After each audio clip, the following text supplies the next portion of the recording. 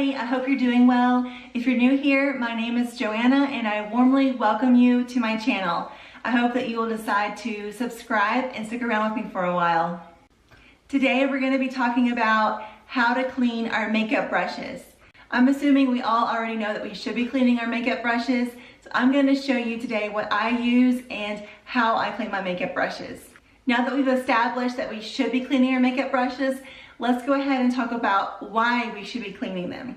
So in your brushes, the bristles and on your sponges, these are very porous. So every time you touch them to your face, they are collecting oils and dead skin cells and bacteria from your skin, and that's going to collect on them every single time that you use them. So since the oils and dead skin cells and bacteria collect on your brushes and your sponges with every single use, if you don't clean them often, then that can cause problems. It can cause acne and other irritations. Also, with every use, you're getting product buildup. So your bristles can become hard, and with the brushes and the sponges, you're not going to get as good of an application. It's going to be spotty. It's not going to blend very well, and so you're not going to get the end makeup result that you were hoping for. Also, by cleaning your brushes and sponges on a regular basis, you are helping to extend the life of them. This is important, especially if you've invested a lot of money into really nice brushes. You definitely want to take care of them, wash them often, and extend the life as long as possible so you can get your money's worth. So now that we've talked about why we should be cleaning our makeup brushes and sponges, let's go ahead and talk about when we should be cleaning them, how often they should be cleaned. Now, I believe this really depends on the person using them, but for the most part, what is recommended that I have read, any brush or sponge that you're using with foundation or BB cream or concealer, any brush or sponge with those products, you want to try to clean those at least once a week. Any brushes you're using on or around your eyes, you want to try to clean those at least twice a month, so once every other week. And any other brushes, it's recommended to clean those at least once a month. Now again, this can vary depending on the person, how much makeup you're wearing, and how often you're wearing it. So if you're putting on a full face of heavy makeup every single day, then you're probably going to want to wash your brushes and sponges more often. Now if you're only wearing makeup like once or twice a week, then you could probably get away with spacing your cleanings out a little bit further.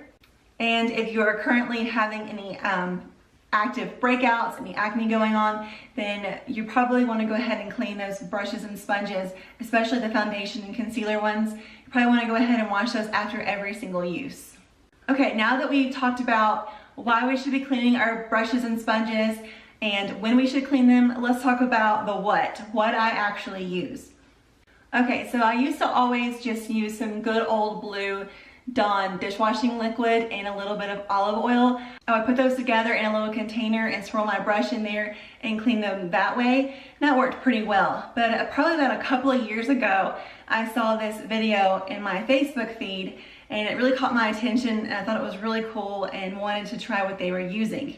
So the product that I saw in the Facebook video that I decided to use and have been using ever since is this. The package is open, but it's this Zote soap. If I'm butchering the name, then you can politely correct me in the comments. In the video that I saw on Facebook, they were using the pink Zote soap. When I went to my Walmart to look for it, all I could find was a white bar. I decided to go ahead and buy that anyway, brought it home and tested it out, and it worked fantastic. It really cleaned my brushes and my sponges super, super well.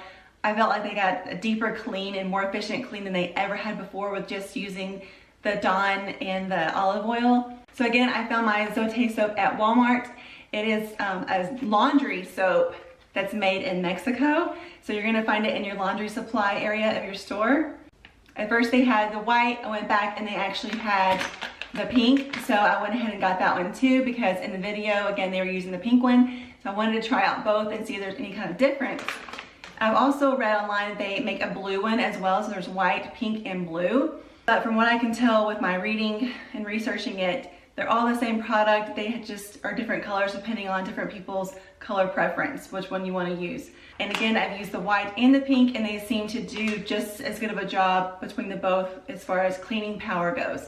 So when you take your little package off, you have your bar of soap, and this is only like $1 or $2 at Walmart, so it's very inexpensive, very cost effective. When you get it, it'll have like Zote or Zote written across here in like letters that are raised above the soap, but of course mine has been well used and well loved, so there's quite a big divot there. Now that I've introduced you to this awesome soap for cleaning your makeup brushes and sponges, I'm going to show you how I use it. Okay, first of all, I turn on my water and let it get lukewarm. I take my bar of my Zote soap and I just wet it a little bit. Take out one of my brushes. These bristles are supposed to be white. So I get my soap wet, I get my brush wet. I like to hold my brush down and try not to let any of the water get up above this metal part here, the ferrule, I think it's how you pronounce it.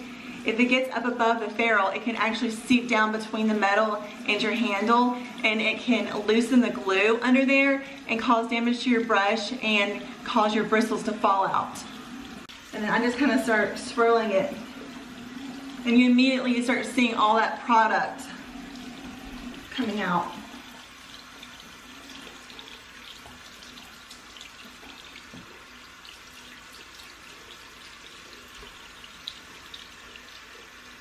Then you can kind of put your soap up to the side and use your fingers. You can go around the palm of your hand, use your fingers and just kind of work that soap really well into the bristles to get a really good deep clean. And you want to keep going to the point where you don't feel any hardness, you don't feel any buildup in there. And that when you see the water running off of it, the water runs clear and you don't see any more color or any more product coming out of your brush. Okay, so then when I feel like it's nice and clean, I'll go ahead and gently squeeze any of the excess water out. Then I normally take like a towel, and then again with the towel just kind of gently absorb any more excess water. Then I kind of like to go like this a little bit and let the bristles reform back to their original shape. You don't want to like have it pinched down and have them all like matted together or stuck together. Okay, so once you've washed your brush, you want to kind of lay it out to dry.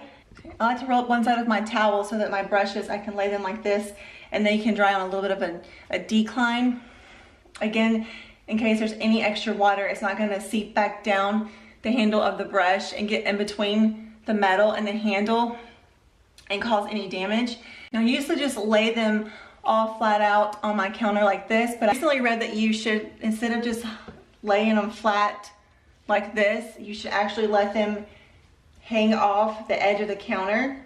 And it does make sense to me to do it this way, because when they're flat down, they're getting kind of squished on one side, so they're not able to keep their shape as well. And also laying off the edge of the counter, there's better airflow so they can dry faster. So I want to go ahead and talk to you guys about one more thing really quickly. You may have seen some brands are selling silicone makeup brushing mitts. The one that I have recently seen was almost $40, which to me was a little bit outrageous just for a little silicone hand mitt that you scrub your brushes on. So while you're at Walmart picking up your Zote soap to clean your brushes, go on over to the kitchen supply area in your store and pick up a silicone kitchen mitt. It's not as fancy as the $40 brush cleaning mitt, but I choose to believe that it probably works just as well.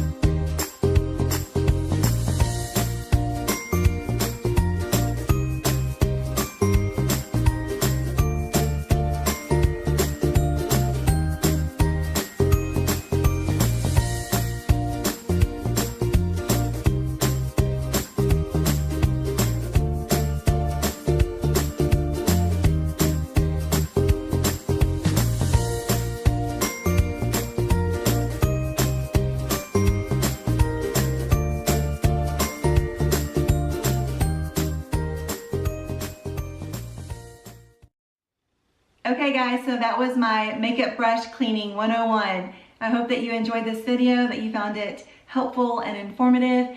And if you have some dirty makeup brushes around that you've been meaning to clean and haven't gotten to like I did, then I hope this video motivates you to go ahead and check that task off your to-do list. Thank you so much for watching. If you like this video, please give it a thumbs up. And again, I would love to have you subscribe. I'll see you all in my next video. Bye.